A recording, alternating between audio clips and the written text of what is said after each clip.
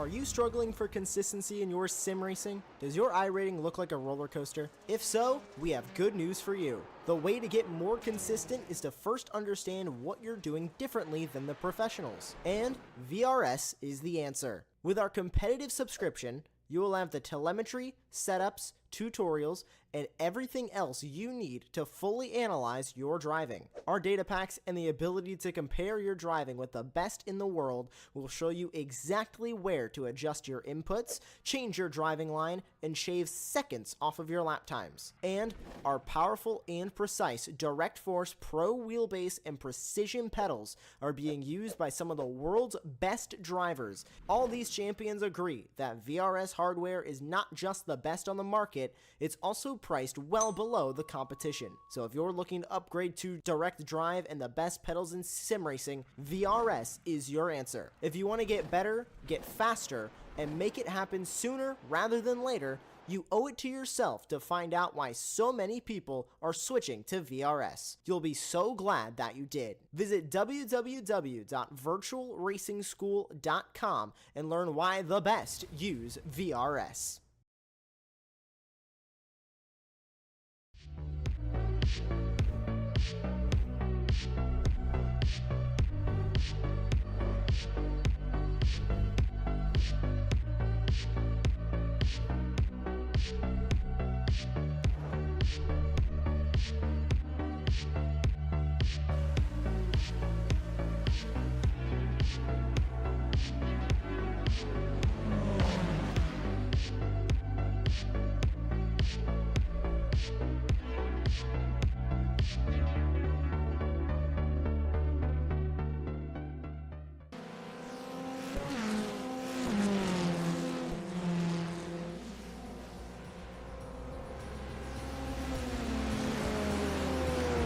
Well, good afternoon, everybody, and welcome back to Super Sunday here on Apex Racing TV and the Weekend Warriors series, where first up, as always, we've got the Formula Fords. My name is Ron Mullins. Joining me in the commentary booth is Charles Michelle, and in the virtual production hall, our old buddy Josh Wilkie.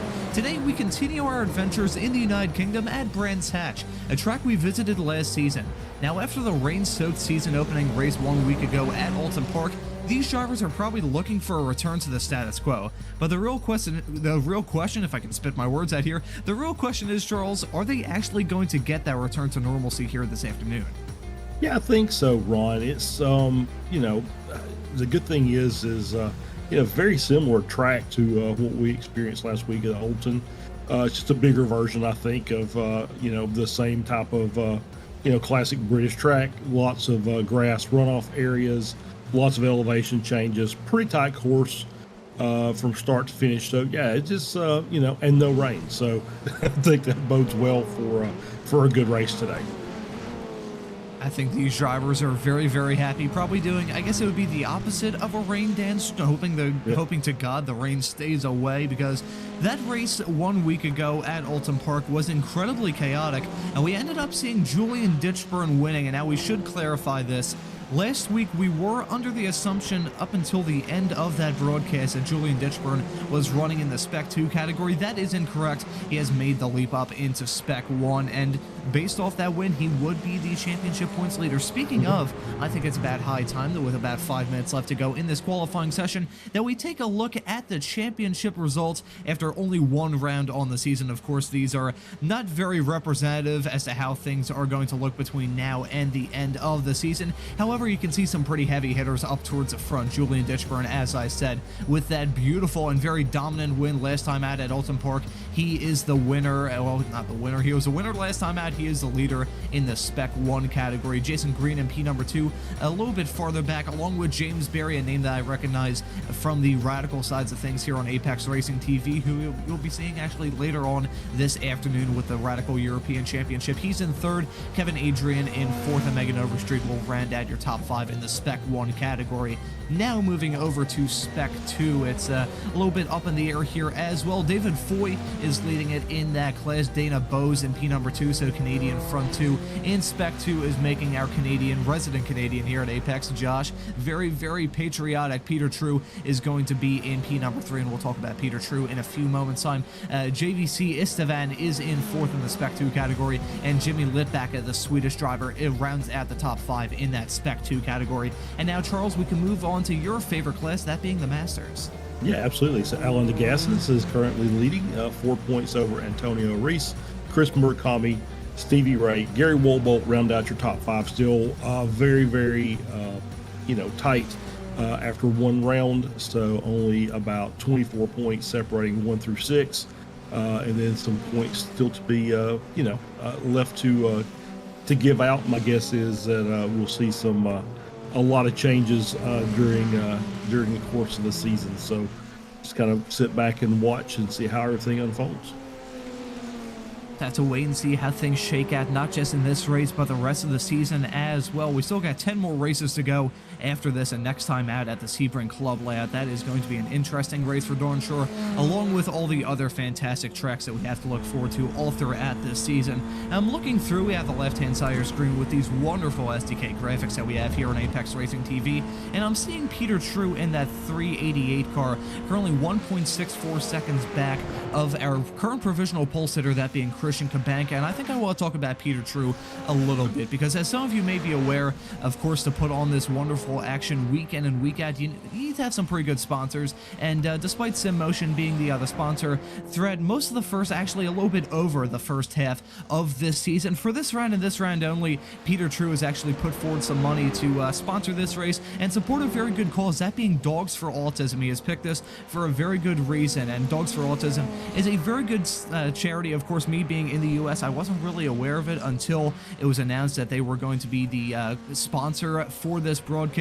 But I did a little bit of research, and it's a very interesting charity. It's a UK-based charity, as I just said, specializing in providing assistance dogs for free for those on the spectrum, regardless of age or location, all across the UK. So we'd like to thank Peter True for supporting this broadcast and making it possible, along with Dogs for Autism, for their wonderful charitable organization that they run in the UK. And we don't actually have a link to, if you want to have any sort of donations that you want to give to that charity. However, I will read it out here on this broadcast. It's dogsforautism.org.uk. So I'd like to thank the both of them for being the presenting partners here for this broadcast of week number 2 of this season. But now we're getting into crunch time of this qualifying session. A little over a minute left to go, and the grid is looking fairly interesting right now, Charles.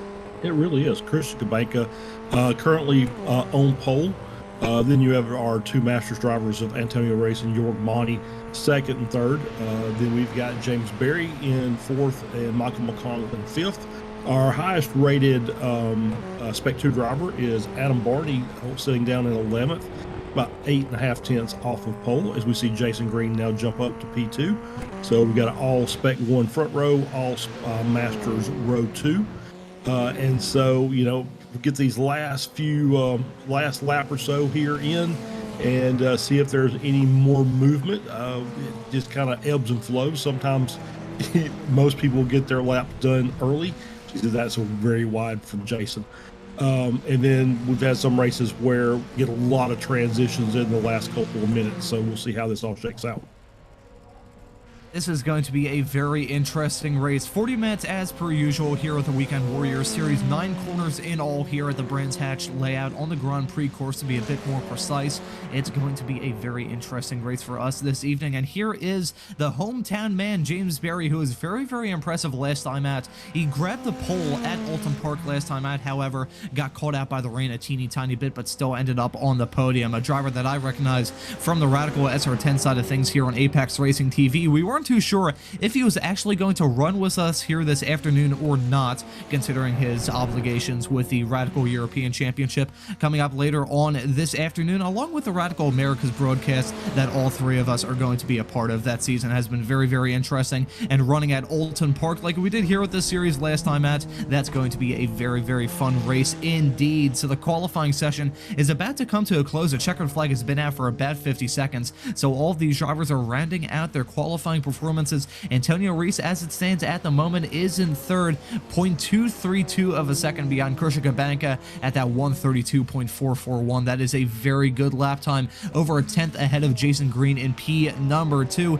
And right now the field actually spread out a teeny tiny bit. However, the top 15 still separated by a tick over 1 full second. Still very close. What we come to expect from the Weekend Warriors series. Yeah, that's what I was looking at as well. Is yeah, it's a little bit more spread out than normal, but it just could be the nature of the track.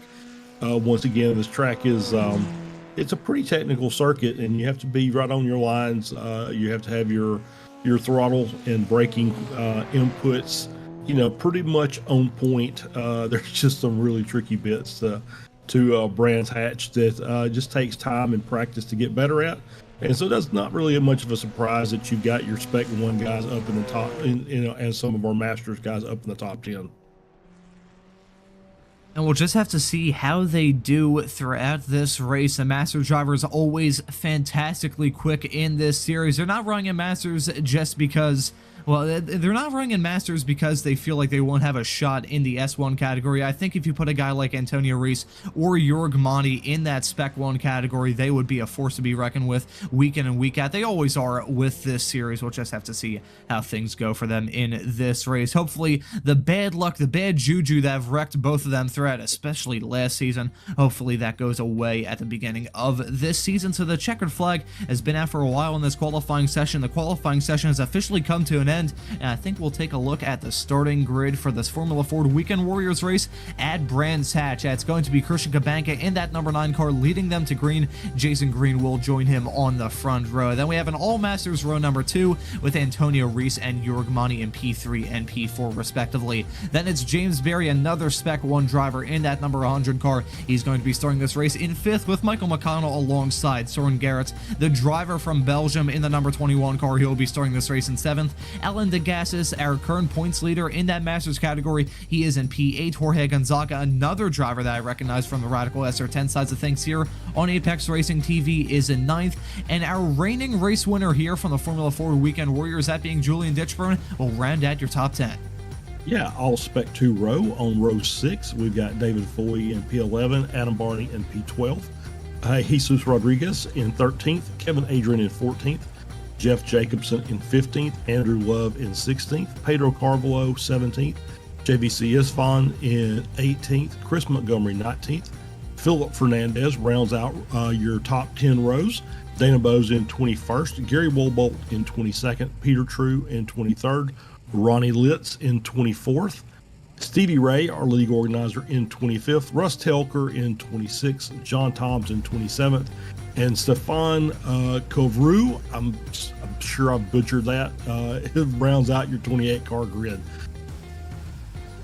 So there we go. I'll tell you what, Charles, I butchered many name pronunciations on the European Sports Car Championship broadcast I did here on Apex Racing TV yesterday. 4.5 hours, and still over 24 hours after that broadcast has wrapped up. My brain is still a little bit frazzled, but here we've got something I'm used to, something you're used to as well. The Weekend Warriors action that we always come to expect every single Super Sunday here on Apex Racing TV. But coming to this track that a lot of these drivers know, I mean, as I said at the very open of this broadcast, they ran here last season.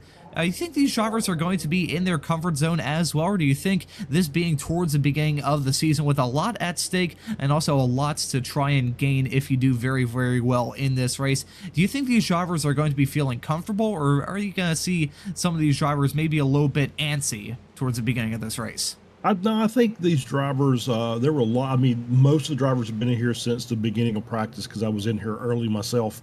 And they've done a really good job. It's there's going to be some trouble spots. Obviously, we talked about turn 1. It's just one of those, rhythm corners. It's going to take a little time to get everybody adjusted.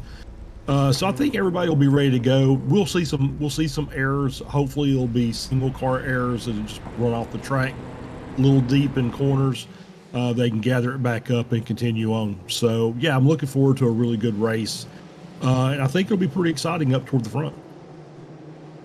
This is going to be a good one, and my thoughts exactly. I hope we have not a bare-knuckle fist fight, but a very hard-fought battle up towards the front of this field. In all three of the categories as well, it'd be very nice to have battles across all three of the classes that we have here this afternoon, and this is just one of the fantastic races, one of many fantastic tracks that we're going to be visiting this season. Sebring next time out, Lebanon in France on July the 7th. Knockhill, another track in the UK, that being up in Scotland on the 14th. Hungaroring, Winton National, Hockenheim, Imola, Oran Park, Zandvoort, and Laguna Seca to round this season off. We've got a whole lot of races up in store. One race in our books and another one about to get going here in a couple of moments' time. The field is now going to be in the hands of Christian Kabanka once that Porsche pace car goes down pit lane. Will he go early? Will he go late? We'll just have to wait and see. All the cars now on that start, not so straight away, and we're going to see that green flag fly right about now. The drivers are on their way, heading their way into turn number 1, a very tricky corner. You don't want to run wide or else you're going to dip a wheel into that gravel and you're going to be slowed down like it ran straight into a brick wall. But Christian Kabanka managing it beautifully, using as much of the track that's available to him as he possibly can. He is going to be leading them heading into turn number 2 to begin this race. That was a very good start from Antonio Reese. He's slipped his way into second. Jason Green in P at number 3. Some drivers shuffling around a little bit farther in the back.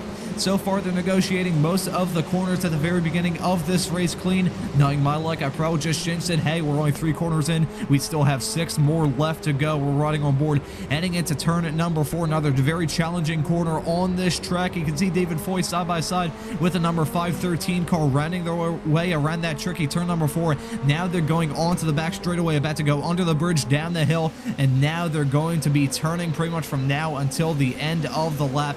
Very tricky, especially for the tires. We may see tire management play a huge role in this race, but surprisingly clean so far, Charles. Yeah, absolutely. Really good start to the race. Everybody got off the blocks really well. Inside line got a good jump. I mean, Antonio Race jumped up to P2. Christian Kabanka just kind of got the job done on green, and Antonio was able to follow. But yeah, so far the only car we see that's fallen back maybe is Carvalho. Maybe he pit started, so maybe he had to jump out. Forgot to change out his setup to add the extra fuel needed from qualifying, which I've done a few times myself. So it happens to pretty much every iRacer. That would not be ideal at all for Pedro Carvalho. We'll touch on that in a little bit. Meanwhile, that's Jesus Rodriguez going for a move on Alan Degasses to sneak his way up into the overall top 10. Very nicely played heading into turn number 1. That's a corner we've seen some drivers go for overtakes there in the past. However, if you get it a teeny tiny bit wrong and misjudge it slightly, you're going to be in a world of hurt. So I think trying to go for an overtake on turn number 1 is pretty much like walking on eggshells. What do you think, Charles? Yeah, absolutely. Yeah. Turn 1 is, once again, it's downhill, your corner, and you're basically trying to just get your throttle and your speed right to get that line proper through there. And a little bit too slow, and you run the risk of taking not enough and losing track position. A little bit too much, and you're off in the dirt on the outside of the corner there in the gravel trap. So yeah, it's a very, very critical corner, and yeah, it's more likely that you want to get the run out of 1 and maybe set up for that hard braking zone in turn 2 Druids, and try and get your pass done there. I think really this race is going to be one of management, managing your tires, managing your fuel, and managing your mental state as well. If you get really worked up and do your mind in, you're going to be in a whole lot of trouble. Michael McConnell's running in the top 5 right now. He is definitely not in trouble. However, Christian Kabanka may be feeling at risk soon to Antonio Reese right behind him. One driver that may have run into trouble that we didn't quite catch on our camera was JVC Estevan. He dropped down the running order about a lap ago, so I think there may have been some sort of incident. We may be able to find a replay here in the not too distant future to see exactly what happened to him. Soren Garrett's right now in P at number 6, battling hard with Jorge Gonzaga, and Michael McConnell, I said he was running in the top 5. He is running in the top 10, but not quite in the top 5. It's currently about a second and a half between himself and Jorg Monty, that final driver, in the top 5. And now this may be it. What happened to JCV Istvan, the Hungarian driver, heading his way down that back end of the paddock section, heading into turn number 4 now, clipped a curb, and just goes for a simple spin on turn 4. Yeah, entry into Surtees, just kind of clipped that outside curb, and it's a very, it's not a super hard corner, but it's a little tricky that you have to get your, line right, and it's you're going into it uphill, and it seems like it tightens up as you're going through the corner. So maybe just missed entry just a little bit, maybe missed his braking zone, and just looped the car around. But luckily nobody made contact with him, so he's able to just take his time loss and continue on. Simple little mistake can cost you a whole lot of time, and he's put that on full display as he's now dropped outside of the top 25.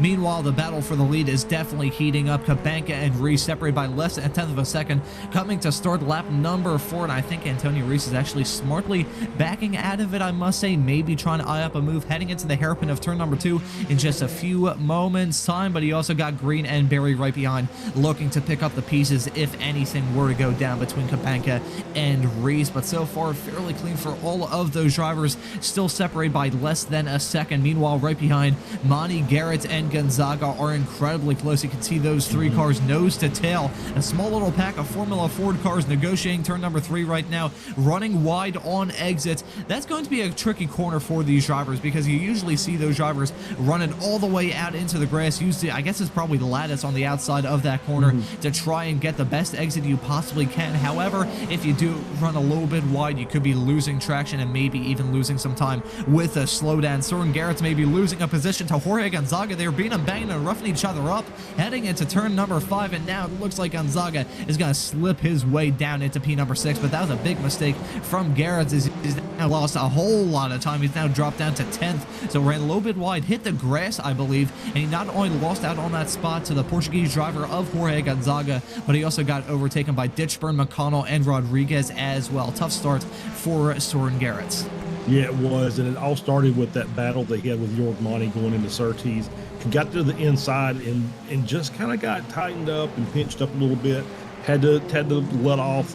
Monty was able to keep his position on the outside, but it just really checked up the momentum of Garrett's, and so he obviously fell back because you're getting that run onto that very long back straight. Pilgrim's drop, and so just it's going to cost him a little bit, and we're getting to that 7-minute mark here in the race. And we haven't mentioned yet is we will have a pit stop here, and that seems to be one of the trickiest parts of this race. Is pit entry is not necessarily a straightforward proposition, and then pit exit is just absolutely deadly if you get it wrong, because you're coming right back out into the racing line. So that's going to be something we're going to keep an eye on toward the mid part of this race. That is a very good point that you bring up here, Charles. We'll just see how things shake out when it comes time for the pit stops later on this afternoon. We'll probably see them start at the 10-minute mark, but we're still been seeing the battling. We're riding on board with Jason Green. He's currently running in that 3rd position, getting a fantastic view, it must be said, of the game of cat and mouse between Christian Cabanca and Antonio Reese. Cabanca still holding on to that P1 spot. He started on the pole. Jason Green, meanwhile, he is behind Antonio Reese, who jumped him off the line. We'll see Jason Green maybe feel a little bit racing between now and the checkered flag. I'm sure he is going to try and push like hell to grab the win, or at least a podium position. He's still slotted into a podium position. However, that gap between himself and James Barry right behind of only about 0.3 of a second. That is not comfortable at all. So maybe Jason Green starting to feel the pressure from the car right behind. I will say these 4 have broken away massively from Julian Ditchburn. He is at the front of the small little train forming right behind. Ditchburn in 5th, Monty in 6th, Gonzaga in 7th, McConnell in 8th, Garrett's in 9th, and Rodriguez will round out your top 10 and that pack that we have at the north end of the field. Then you have to go a little bit farther behind to Barney and Jacobson at the front of this train right outside the top 10. They're about 3 seconds back, 3 to 3.5 seconds back of the top 10 runners. So we're just seeing it got put on full display, the segmentation of the field. And you got the track map graphic up there. Thank you very much, Josh. You can see the front 4 followed by the rest of the top 10, and then you have this small little pack that we're following right now, heading their way around turn number 4, and then the entire rest of the field broken up only by the 25th place runner, that being Gary Walball Bolt running in the 902 car. So fairly spread out field, it must be said. And do you think that just the way this track is kind of producing that kind of stuff, or do you think it's just the hard battling these drivers have been doing has broken up the field a little bit? I think it is a very difficult circuit, and I think that there are groups of cars out here that are, groups of drivers that are, pretty similar, but then there's a gap, and I think a lot of it is just the mistakes that we're seeing from, say, Garrett's. They kind of checked that group up, so it kind of broke them away, and so now they're in a group to their own. And then you've got the group up front with now Green dropped down to P4. I think he's in a good spot. He's probably looking at his normal fuel saving technique that he likes to do to try and shorten his pit stop. So as long as he can just kind of hang with this front group, he'll be fine there. He's not really looking to kind of lunge forward. That we've talked to him enough to know that, he's not necessarily a front runner until it gets time to finish off the race. So yeah, it's part of it's a combination of the track, part of it's a combination of the driver's skill, and then it's just part of it is also just a combination of, or part of it is just little mistakes here and there that seem to group the drivers together. Speaking of those groups, here's one of them. This is Jeff Jacobson trying to get a move done, clipping that inside curve side by side with Adam Barney around turn number 4. They're going to be side by side yet again, this time going down the back straightaway, down the hill, careening their way into turn number 5. And look at David Foy right behind. He's looking to pick up the pieces as well if these two come to blows. This is also by proxy the fight for the lead in the Spec 2 category. Adam Barney currently leads it. However, David Foy right behind, who ended up in P2, I believe, in the Spec 2 championship last season. He is going to try and become the champion here in season 3 of 2024. And if you can get by Jacobson, which may be like he has, oh my god, that's Barney going for a big slide, big off-track moment. I think it may have been contact with himself and Jacobson, because at first I saw Jacobson off the track, and then I looked and I saw Barney off as well. So that's allowed David Foy to take the lead in that Spec 2 category. I think we're going to have to take a look at a replay to see exactly what happened there. Maybe some contact heading into turn number 7. I am not too sure. I'm not sure that I didn't see any contact. I was watching those two cars, and it looked like Barney just went deep, and Jacobson just kind of followed him off the track. As we'll get this as they're coming down into, I believe, is that Westfield, and just runs wide, and Jacobson kind of goes with him. Is able to collect his car up, and Barney very smartly just keeps it off the track, not wanting to rejoin in front of other cars at full steam. So well done by Barney to take the hit and not cause any other drama on the track. Those, I think, were the seas parting for David Foy. However, he is still at risk of losing a spot to Jacobson. And right as I say that, there's contact between Jorge Gonzaga and Soren Garrett coming around turn number 5. Huge contact and a huge incident that's both dropped them down right towards the tail end of the top 10, with Soren Garrett possibly losing out on that top 10 spot here in the not too distant future. Here's a replay. We're running on board with Jorge Gonzaga heading his way into turn number 5. Ooh, you can see, it just overcooked it heading into turn number 5 and just clipped the back of Garrett. I was thinking that Garrett, I think it was a small, probably clipped only one lawn clipping, but he did touch the grass ever so slightly hanging into turn number 5. So maybe Jorge Gonzaga was possibly caught out by Soren Garrett, maybe overslowing hanging into turn number 5, but nevertheless, those two having some major contact. I think that both of them are incredibly lucky and should probably buy a lottery ticket. The fact that didn't end in an absolute disaster. That's brought Jorge Gonzaga down pit lane along with Stevie Ray, who I don't believe has any sort of damage. Meanwhile, this is a hard-fought fight with Alan DeGassis running P3 in the Masters category, P10 overall, and you can see a whole lot of chaos. Who was that pulled off a sexy move heading into turn number 2? That was some bold stuff for the driver. Oh, you can see who is that? That's Adrian. Beautiful stuff from Kevin Adrian, the Mexican driver, slipping it down the inside. That he came out of absolutely nowhere to pull off one of the best moves I've ever seen in the Weekend Warrior Series. That was a great move. Just laid on the brakes down to the inside. And get the replay here. So coming down through turn 1, just great run out of the corner. Gets the overspeed down heading into Druids, and just very late on the brakes to make that get 2 spots, 1 corner. Great move. Beautiful, absolutely beautiful. There's no other way to describe that. That was absolutely awesome. I guarantee that's going to end up in the June Apex Racing TV highlight reel. There's no other reason why that shouldn't. Yeah, and Stevie Ray being coming into the pits on the last lap tells me that the pit window is now open for everybody. Stevie being usually our first taker into the pits as we see somebody else coming in. That's Jacobson.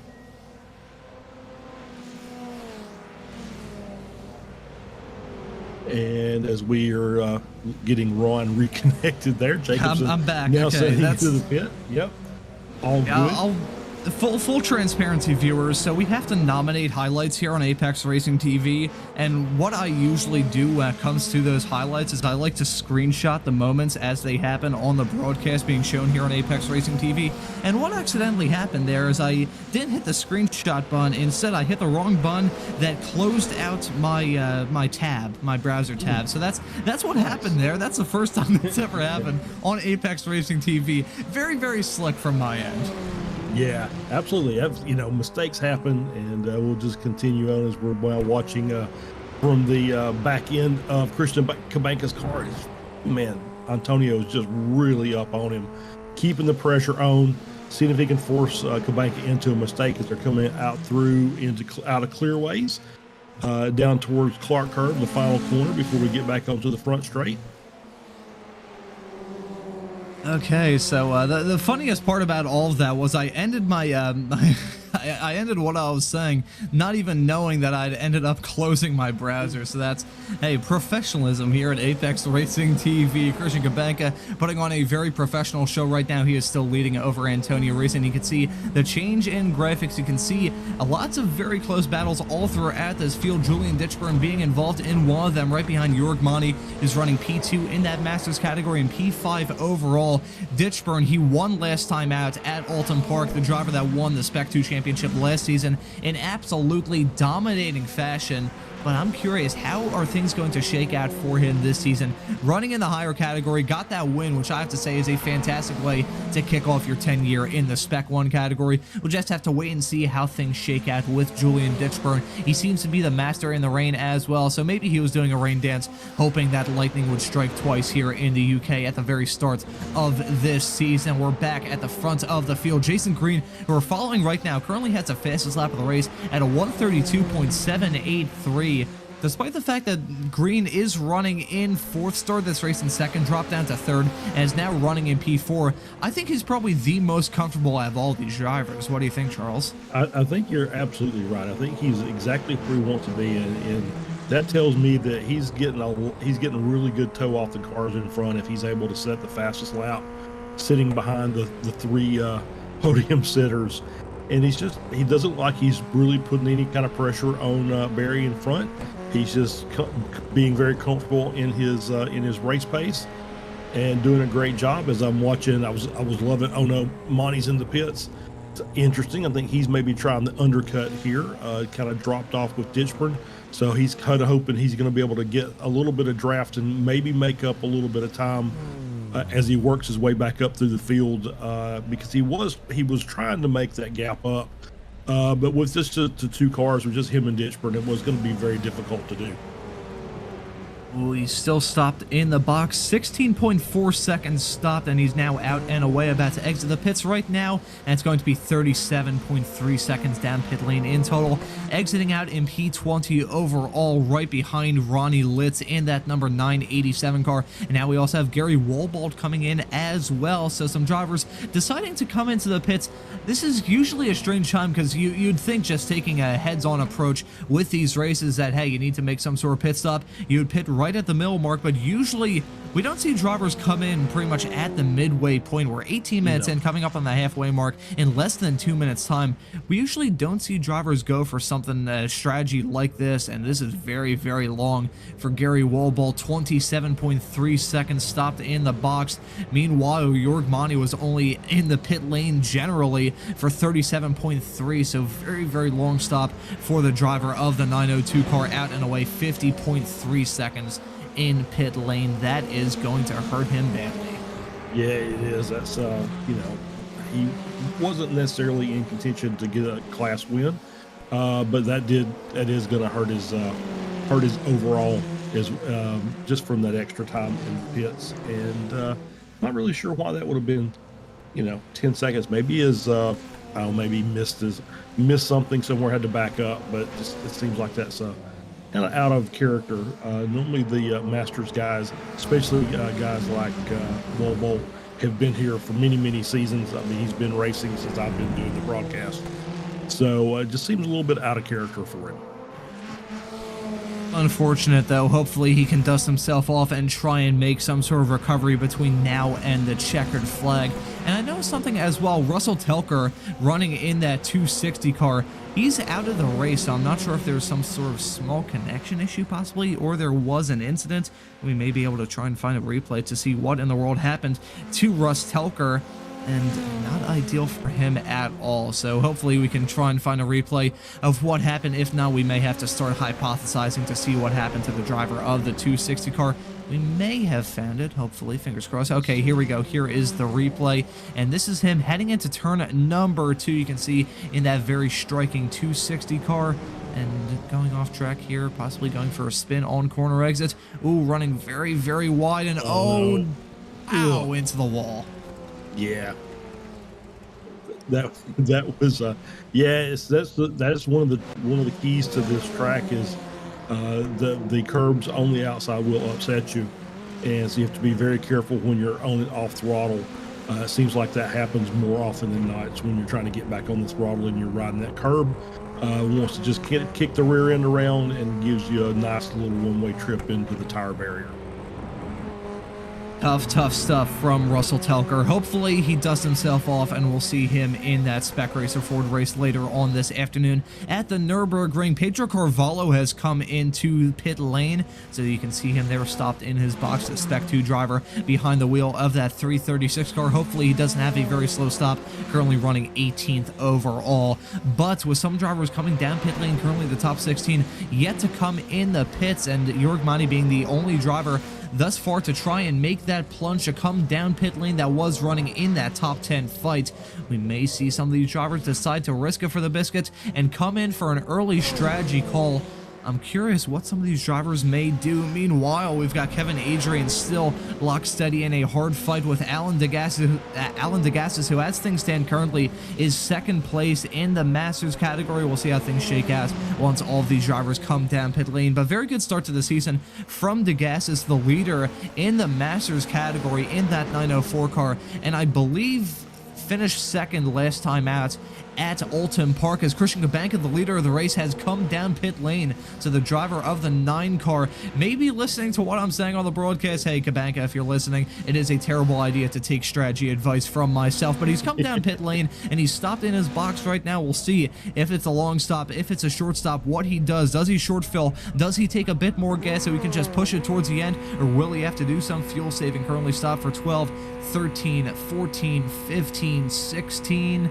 Oh, this is a very long stop, 17.5 seconds out and away, over a second longer than Jörg Mani, and well over a second longer than Jörg Mani spent down in the pit. So Christian Kabanka coming in for a very long stop. I'm not sure exactly why he was stopped for as long as he was, but this could be the reason why he came into the pits. You can see Antonio Reese and some of the front runners dealing with traffic. I'm not sure who that was. I believe that may be Ronnie Litz that they're dealing with heading down the back straightaway into turn number 5. So that could have been the reason why Christian Kabanka came in for the stop so very early compared to everyone else running in that top 4 pack.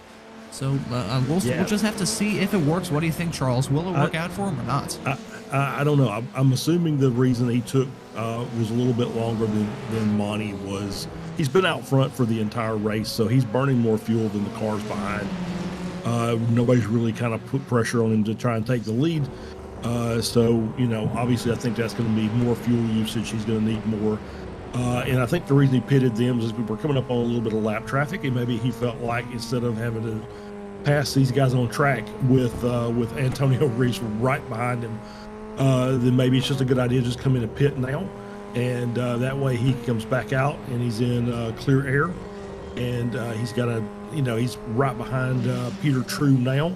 So he'll be working his way around. Then he's got another, 2.5 second gap up to the next group. So hopefully I guess he's hoping that the clear air here is going to help him out.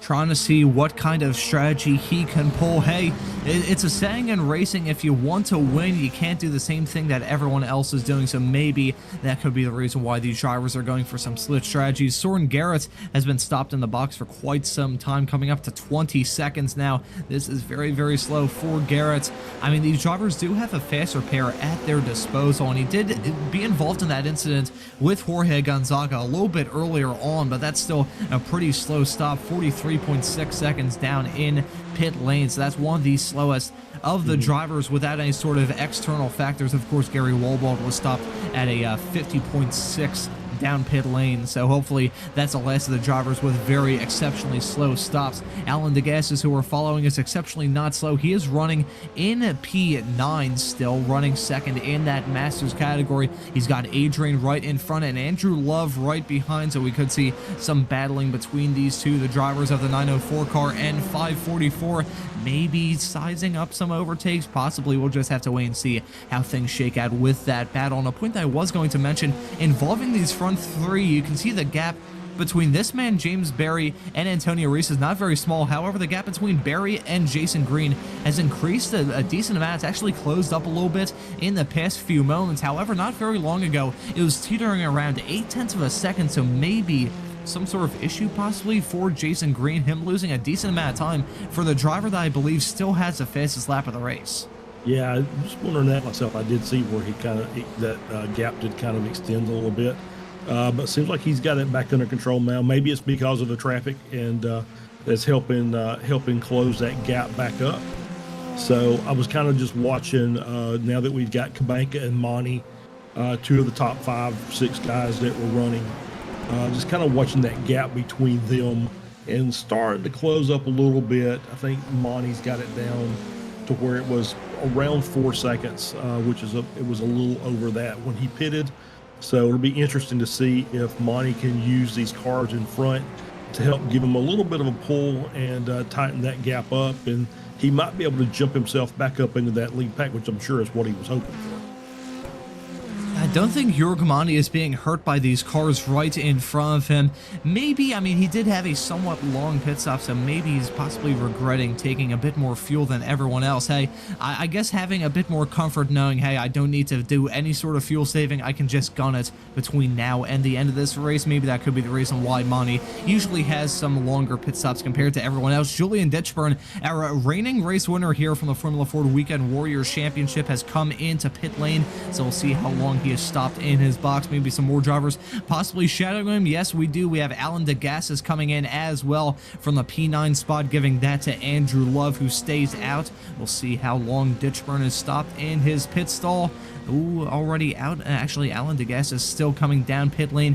Ditchburn still stopped over 20 seconds, 21, 22, 23, 24. What is going on with Julian Ditchburn? Maybe taking some tires, or what in the world has happened to Julian Ditchburn? He was running in P6, I believe. He was running in the top 10, firmly inside the top 10 at that, but it is all unraveled. Still in pit lane, 40 seconds now.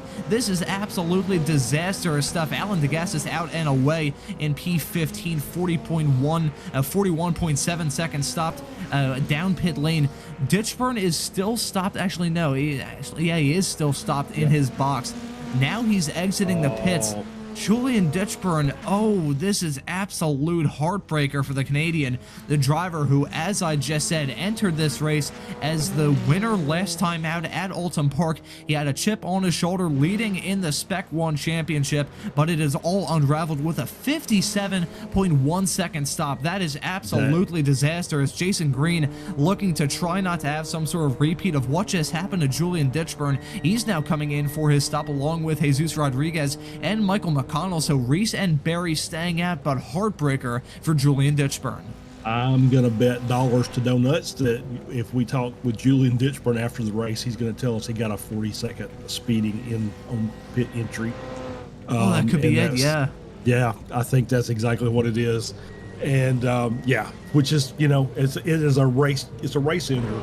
He'll go back out and he'll run some laps and try and make up a spot or two if he can. but you know, you're not going to make up 40 seconds during the course of the race. So just tough luck for Ditchburn. My guess is these guys always push trying to get maximum speed coming in, but if you make that mistake and you're a mile per hour too fast coming in, then you're going to get the speeding ticket, and it's going to cost you 40 seconds.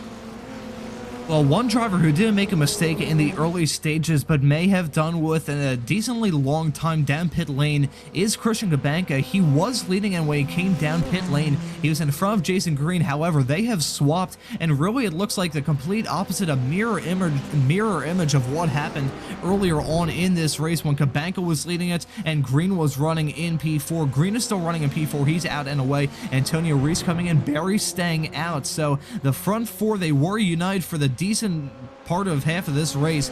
Ever since then, however, things have shaken up dramatically. Gabanka came in, then Green came in. Now Reese is in the box as well. We're taking a look at Jason Green. He spent not a whole lot of time down pit lane, so I think should be good here. Was there possibly some sort of mistake? Actually, no, this was just looking at Gabanka not being able to jump Jason Green. I think the main reason why that was the case, Gabanka was in the pit box for 17.5 seconds, I believe. Green, meanwhile, was about 14, so that is a whole lot of time to gain, especially in the pit stops. You brought this up earlier on, Charles, but it rings true for all of these races. The pit stop's critical to try and get right. It really is, and that's 2.5 seconds, and part of it, I'm sure, is Green is very, very, very aware of his fuel. He always kind of cuts it close, and but also does a very good job of managing it in the first half of the race. You saw him; he was basically running, third or fourth during the entire event. Really wasn't trying to push for the front, and that's the reward he gets for being patient. Is you get to jump the previous leader. And so now when Barry comes into pit, we'll see how he shakes out. So Green will be right up on the back of Race right here. And so it's game on. Ooh, and James Barry coming down pit lane, so he is going to be relinquishing the lead. That was a big sideways snap. He was running nearly into the wall on pit entry, so very, very close call entering the pits for James Barry. He is going to be trundling down pit lane, heading into his box right about now, and overshoots it a teeny tiny bit. I just took a look. He did not pick up a speeding penalty, thankfully, so not another driver running towards the north end of the field getting inflicted with that. However, Barry will see how things shake out with this pit stop. Much longer than all of the drivers around him, coming up to 20 seconds now. Reese, Green, and Gabanka are going to jump him. Barry still stopped in the pit box. Oh, spin. Oh no, my voice nearly giving out again. That Reese that spun? I think that was oh, that would be disastrous for Antonio Reese heading into turn at number 1. The action from this race so strong it nearly killed my vocal cords yet again. And here is a replay of Antonio Reese possibly going around, and you can see very close call for Jason Green. Nearly ran into the side of Antonio Reese. That could have taken two of the drivers running pretty much in net P1 and P2 out of it, and I just saw a move there. That was Gabanka getting the lead, the provisional lead of the race from Jason Green. I think we'll follow Green through his perspective, through the smoke, heading into turn number 1. You can see Reese mega sideways there, had to check up a whole lot. Gabanka, meanwhile, he just gunned it. Yeah, Gabanka had the extra little time there to make a better reaction, or I guess a different reaction than Green. Green was basically just stomp the brake and hope that it didn't lock up. And Gabanka was able to just slow down a little bit more, get the inside run through one, and then make the pass going into Druids. I believe is what we're going to see here. Yep, you see him just checking up and gets the good run. Green had to hold up to make sure that he could clear race. And so Green went from P2 to P1 back to P2. It didn't seem like there's a whole lot of time separating Reese and Monty. It looked like there's a decent gap between them. However, Reese has actually grown that out a little bit, still over a second, separating the two drivers running P1 and P2 in the Masters category with about 6.5 minutes left to go here, Charles. And I'm looking through trying to see.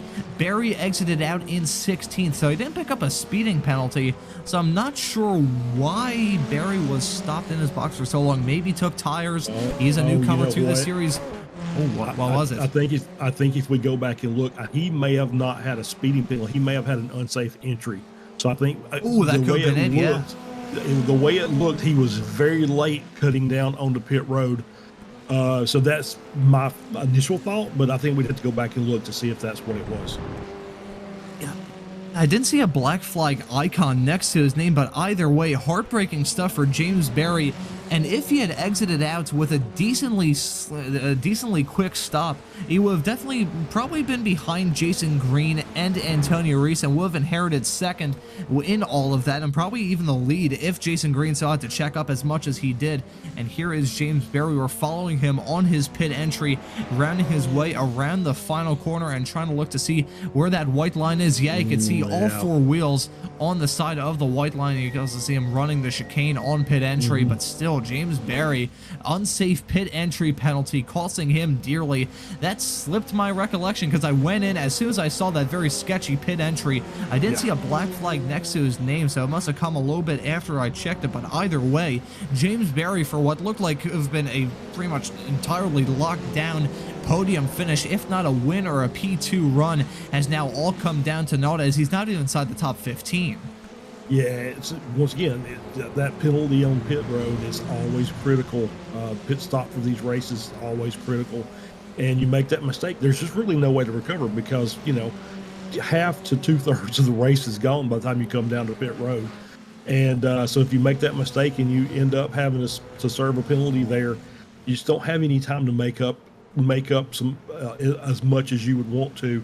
He'll make up, you know, because they're, you know, those guys, Barry and Julian Ditch were both very, very fast drivers, so they'll make up some time just from the gaps in the cars in the traffic already. So they've got a chance to make up a few positions, but it's going to hurt in the overall as far as the championship is concerned. It's going to absolutely sting. And speaking of mistakes, Antonio Reese had that slide, and I thought he had gone away with it fairly scot-free. Of course, losing the lead and falling towards the tail end of the podium is not ideal. However, he may lose the lead in both the Masters category and lose out on that final podium position.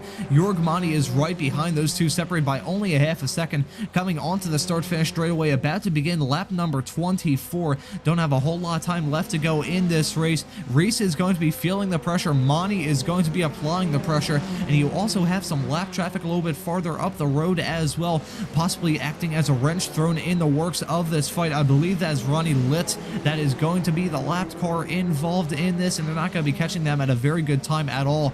Possibly going to get slowed down, hang through turn number 3. Yeah, you can see there is Ronnie Litt in the 987 car. Hopefully he gets out of the way. For Antonio Reese's sakes, he's hoping that he gets out of the way. However, Ronnie Litt's not really conceding to that blue flag call. He probably will down this back straightaway with those two covered by barely any air on corner exit. But this is still, it's not hurting. It's not hurting Monty. It's definitely hurting Reese. That gap has diminished between those two now. 0.2 of a second. They're going to dispatch of that lap car going downhill into turn number 5. But that definitely hurt Reese a decent amount. This is going to be a very hard-fought battle for the final podium spot and the win in the Masters category. It is indeed. Yeah, Monty's done a great job of just, you know, taking that early pit stop and then working his way up the field. It did help that Reese made that mistake and slowed himself down. And so now these guys will be fighting for that Masters class win, final step on the podium. And, you know, you never can tell. If Green and Kabanka start getting real racy up front, may make that a 4-car battle before we're all done. You've got battles all up and down the field. Here's another one. This is Kevin Adrian battling hard with Jeff Jacobson, nearly side by side.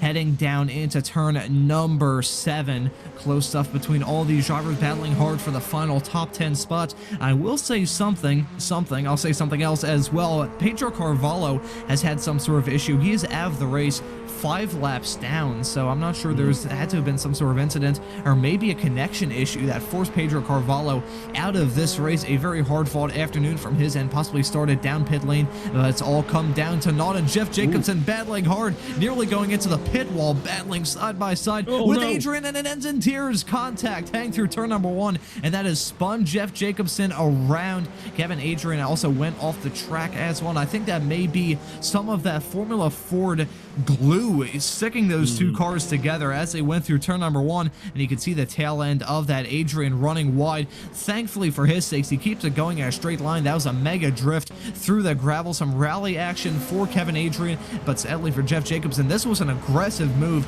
trying to go for the outside, then slicks it down into the inside, going side by side, hits the side pod, so it looked a little bit different from my first perspective. Hit that side pod of Adrian's car, but sadly for him, it just spun him around. Meanwhile, sadly for Antonio Reese, who had a spin in that corner not very long ago, he has lost out on that Masters lead and lost out on that final podium spot. A whole lot changing here, even though we have less than a half a minute left to go. Yeah, whoa, it's a good catch by Fernandez there as he comes through the corner. Just a little sideways there as Barry makes his way around to get back up to P15. Trying to catch up to Barney up in 14th, and just trying to get a few more positions before the end of the race as we see the battle for the lead. This is going to be the white flag lap. Is this right? Yeah, correct. This is the white flag lap. Only one more lap to go here at Brands Hatch, and now they only have 6 corners left to negotiate. Christian Kabanka, he started this race from the pole. It looked like things had gone terribly wrong after the pit stops. He had been relegated down to net P4. However, after James Berry picked up a penalty, Antonio Reese went for a spin, and Jason Green had to check up to avoid slamming into the side of Antonio Reese. It has all come up well for Christian Kabanka. He is leading them heading into turn number 5 for the final time. And Green, he's going to have to pull off some major heroics in the final sector of this lap. Really no overtaking opportunities left. If you're Jason Green, not a whole lot of heavy braking zones left on this lap, but Jason Green, he is going to be going for it. He finished second last season in the Spec 1 category. He wants to get that championship, and he is going to try and do everything in his power to take the lead of the race, but I don't think it's going to end well as he runs wide on corner exit for the second to last corner of turn number 8. That's going to lose him a whole lot of time and give Christian Kabanka a nice cushion coming around the final corner. And Kabanka, we thought it was done for him, but sadly for his competitors and thankfully for him, Christian Kabanka rounds his way down the start finish, not so straightaway to win here at Brands Hatch. And right behind it's a photo finish between Monty and Reese, but Jorg Monty is going to end up finishing this race in P3, top of the Masters. Very well done for both of those drivers to battle as hard as they did and end up clean with a car in one single piece. Meanwhile, we're following Andrew Love lock steady in a very close fight between himself and Alan DeGassis. Close stuff on corner exit for the final time of turn number 8. Very close heading into the last corner of 9, but I think it's going to be too little too late for Andrew Love unless he gets a fantastic exit. They may be side by side coming to the line. I don't think it's going to be enough for Love to slip his way into P number 11. However, I say that they were side by side coming across the line, but Alan DeGassis ends up in P number 11. And James Berry, credit where credit's due. We thought he was just going to finish this race outside the top 15. However, he put in some storming laps towards the end of that race to end up in P13. Very nicely played from the Spec 1 driver. Yeah, great job by Barry just to make up that as many positions as he could as we get this last run here between Love and DeGassis. Going down into Pilgrim's Drop, the backstretch here. Side by side. Yep, just able, DeGassis is able to stay out front.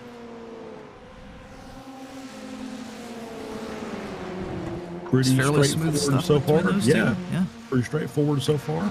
But you could just see Love just really just hounding DeGassis. You know, Love being I guess a former Masters driver, so he's still qualifies as far as age. But he said, you know what, I think I'll be better off in Spec 2. So I just take the bump back down to the Spec 2 class, or not really down, but I gave DeGassis everything he had handled there going to the end of the race.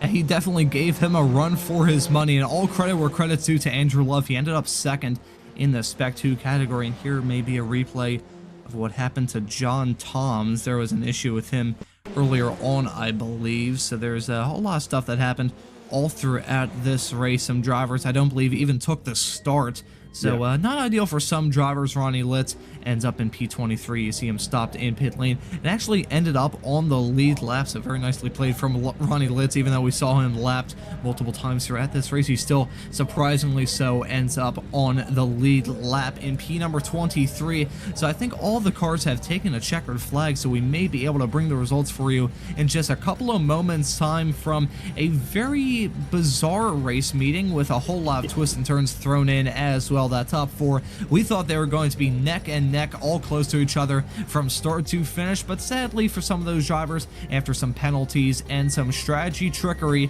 it ends up with Christian Gabanka coming. I mean, we thought it was going to be a fairly straightforward win for him, but it ended up being a come from behind victory after what happened during that first pit cycle. And here it is, Christian Gabanka, our winner, only 3.5 tenths of a second ahead of Jason Green in P number 2. Nicely played from both of those drivers. Jörg Mani, again, very nicely played to round out your podium in P3 and be the top of the Masters drivers. Antonio Reese, you got to feel bad for him as well. Started this race up towards the front and still finishes up towards the front. However, that small little mistake while he was leading it ends up in him finishing this race in P number 4, and it's going to be Jesus Rodriguez, the driver from Spain in the 076 car, ending up this race in 5th. Michael McConnell in 6th. Soren Garrett, who even after that off with Jorge Gonzaga, they still end up nose to tail in P7 and P number 8. That's David Foy, the Canadian, winning in the Spec 2 category, and Kevin Adrian, who I think put on the best move of the day, will round out your podium. Well, not round out your podium, round out your top 10. Yeah, Alan DeGassis finishes 11th in the final step on the Masters podium. Andrew Love, P12, with a great battle with DeGassis there to get second in Spec 2. James Berry, great recovery drive to get back up to 13th. Adam Barney gets your last podium step for the Spec 2 class in 14th. Jeff Jacobson in 15th. Chris Montgomery 16th. Philip Fernandez in 17th. Julian Ditchburn, not quite as good a recovery, but still managed to get back up to the 18th position. We roll on to the second page here. See if we can just do this manually. There we go. So Dana Bose in 19th. Stevie Ray finishes 20th. Peter True in 21st. Gary Wolbolt 22nd. Ronnie Litz 23rd. Pedro Carvalho in 24th. Russ Telker in 25th. JVC Isvan in 26th. John Toms and Stefan Corver did not take the start, and those are the last two cars in our final finishing order. An interesting meeting in many regards here at Brands Hatch. Our producer Josh ended up spilling coffee on his keyboard towards the end of this. I think I'll send you some paper towels your way, Josh. I feel like you may need some after this. So actually, you may need to use the money from this broadcast to actually afford a brand new keyboard. And just a few more points before we move it on to post-race interviews. We saw in the replay of the start, Pedro Carvalho did start this race down pit lane, and a point on Julian Ditchburn, who's looking very surefire to end up in the top 5. Sadly for him, it was a 40-second hold in the pits that ended up costing him a lot. But one driver that had a very good show was Jörg Mani. And Charles, would you like to have a chat with our driver that rounds out your podium and ends up the top of the Masters? Absolutely. Let's talk with Jörg. Jörg, congratulations. P3 overall win in the Masters class. You had a very early pit stop, and it seemed like it worked out for you. You're able to make up a little time by doing a kind of an undercut. Yeah, because the guys were kind of aggressive and completely, on their way, and I thought, nah, I want to at least finish one race this season. So I pitted earlier, made kind of decent stop. Even I didn't saw that it does not fuel, so I had to start the button again to fuel, so I lost 1.5 seconds, almost 2 seconds actually, and but then after that it went well. So it was a good race. At the end I could fight with Antonio, and that was fun. Yeah, absolutely. We did see that the battle between you and Antonio. He had a a little bit of a slide a couple of laps earlier, and that enabled you to get back up to him so you could have a good battle there toward the end of the race. Yeah, definitely. I thought, if I would haven't had that 2 seconds delay on the pit stop, then I might be able to fight with Christian and with Jason, maybe. But I'll never know, so I'm going to take the next race then. There you go. Your congratulations, and we'll see you in the Spec Racers. Yeah, thank you, Charles. Thank you, guys. Good night. Good night. And that was Yorick Monty, the top of the Masters drivers, and also rounding out your overall podium. I don't think any more drivers are going to have a chat with us, so now we can switch our attention to the next round of the season. At Sebring, of course, some of these drivers may have some terrible flashbacks to Sebring last year, where they described it as Lake Sebring, where a very heavily affected race with rain ended in a shock result and a very dominant run for the driver that ended up taking the checkered flag, I think about 32 seconds ahead of the driver, that being Yanchi Lin in P number 2.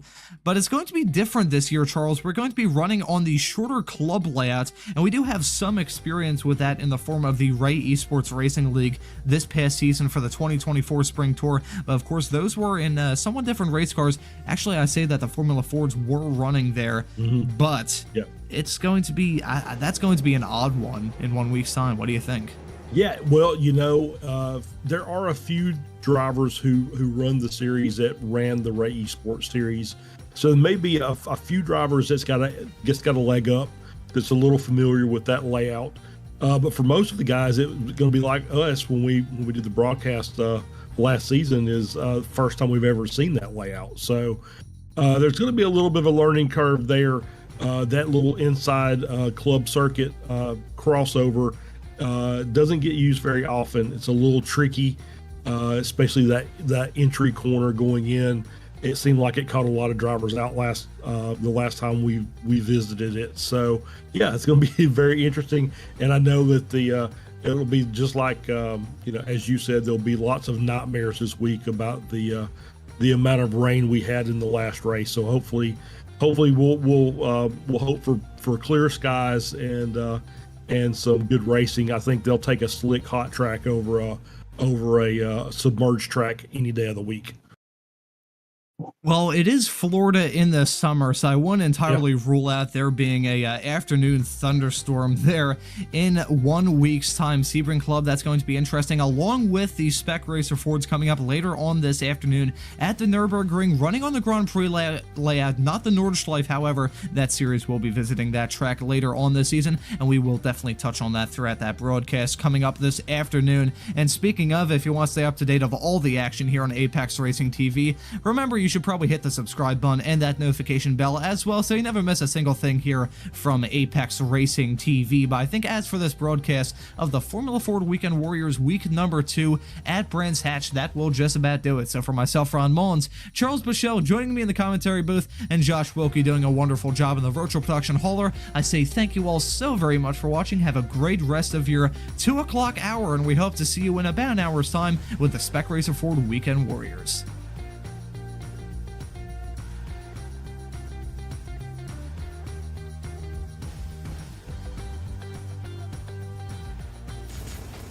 Are you struggling for consistency in your sim racing? Does your iRating look like a roller coaster? If so, we have good news for you. The way to get more consistent is to first understand what you're doing differently than the professionals. And VRS is the answer. With our competitive subscription, you will have the telemetry, setups, tutorials, and everything else you need to fully analyze your driving. Our data packs and the ability to compare your driving with the best in the world will show you exactly where to adjust your inputs, change your driving line, and shave seconds off of your lap times. And our powerful and precise Direct Force Pro wheelbase and precision pedals are being used by some of the world's best drivers. All these champions agree that VRS hardware is not just the best on the market, it's also priced well below the competition. So if you're looking to upgrade to direct drive and the best pedals in sim racing, VRS is your answer. If you want to get better, get faster,